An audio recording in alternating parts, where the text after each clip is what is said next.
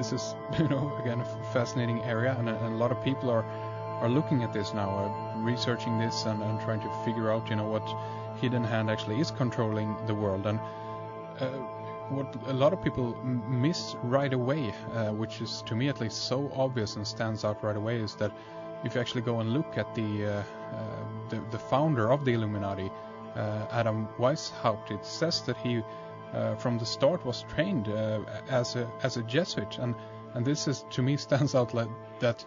That there are clear connections here again between the Illuminati and the Jesuits, but a few people have said that no, he actually did want to break away from the Jesuits. He was, he had other ideas basically. But what would you say about that? Great lie. That's the lie that the Jesuit conspiratorial historians want us to believe to separate the Illuminati from the Jesuit order.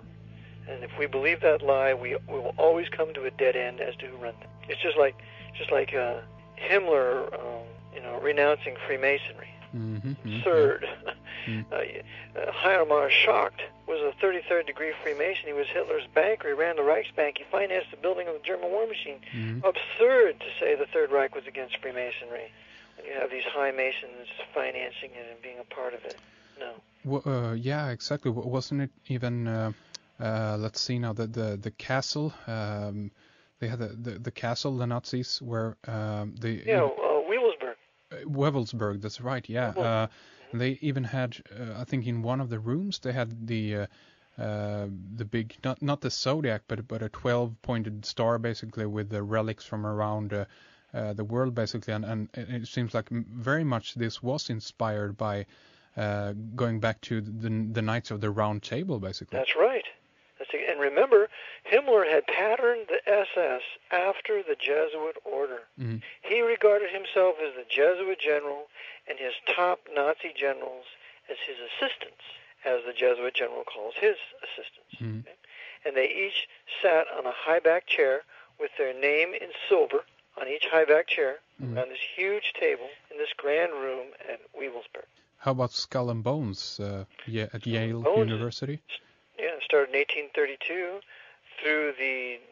by the Jesuits by way of high-level Freemasonry, bringing that into the U.S. And they started it in a Protestant seminary to make it look like all this was Protestant and not Catholic. Because there were still many people aware of the fact there was a Vatican conspiracy to overthrow our Protestant nation at that time. So instead of using the Catholics to do it and going by way of the papacy, they went by way of the apostate Protestants that were full of Freemasons. And and I obviously forgot to ask you the most important question about the Illuminati here. Are we recording now? We are recording, yes, that's right. All right. Okay. The most obvious question about the Illuminati is, of course, if there actually is an order still around today with this name. Do you know if that is the case? Well, I believe the past recordings and speakings of John Todd. I know that many feel he's discredited, but nonetheless, I have no doubt that he was a member of the Illuminati, of the Grand Druid Council in England. And so most assuredly there is an Illuminati that exists, a Grand Council there, I believe of 13. And but that Illuminati Council are really the bankers for the Vatican, doing the bidding of the Jesuit order. And Alberto Rivera and John Todd were in agreement when they spoke to each other on this. Alberto Rivera was an ex-Jesuit, and John Todd was an ex-Grand Druid.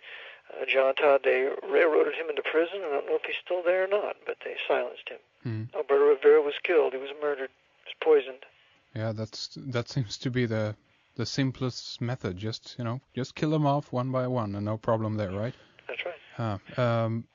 One thing also that I've been intrigued by when studying history, and again considering that we're in Sweden here, going back to World War II, one thing that puzzles me very much is why Sweden actually seems to be one country that that never was invaded during the Second World War. And this is something that I've been pondering upon what the reason for this might be, and if we consider what we were talking about earlier with the Vatican connections with the Nazis and what has been going on, also of course consequently with the Cold War and all this. But do you have any idea why Sweden was spared, as it were, during World War II? Yes, Sweden, like Portugal and Spain, were to remain neutral during World War II. And that was planned that way. The Nazis needed Swedish steel. Okay. Mm-hmm. And so Sweden was very important for that economy. And so it remained neutral during the war, and also there was atomic development, research and development going on in Sweden on behalf of the Nazis, the Germans. Remembering, of course, that the Americans and the Germans and the Nazis, they were all working together, the Japanese, in atomic development. Yeah. We're not enemies at the top. We have to remember that during World War II, at the top, Hirohito, FDR, Stalin, Hitler, Churchill, Franco, Mussolini, they all worked together. The King of Sweden, they all worked together. It was the delusion of putting it on the people that we have two opposing factions when there was, in fact, no such thing. Okay, so Sweden. What happened in Sweden? Well, I'll tell you this, that at the end of the war, Heinrich Himmler wasn't murdered.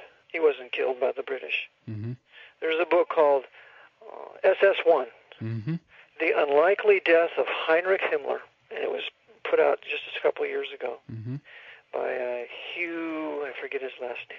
But in that book, he shows that the pictures taken of Himmler by the British were obviously not Heinrich Himmler. I cover this in my third edition.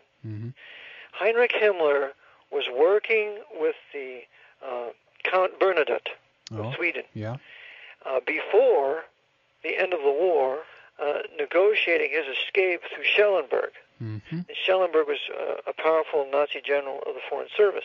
Okay, so it is absolutely, in my mind, settled that the King of Sweden with Count Bernadotte orchestrated and enabled Himmler to escape out of Europe. And he probably died in Sweden. Oh, really? Yes. Sheesh. And, of course, the Jesuits ran the Red Cross. So the Red Cross, openly pretending to do good, was secretly helping to secure all these Nazis out of Europe.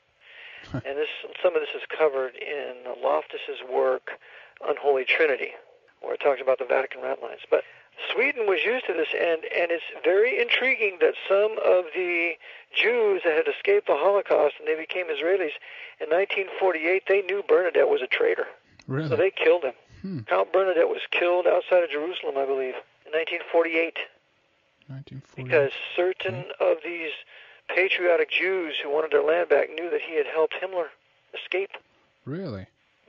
Sheesh, I gotta do more research on this. This sounds very interesting indeed. Connect the Bernadotte, King of Sweden, Himmler, Schellenberg connection.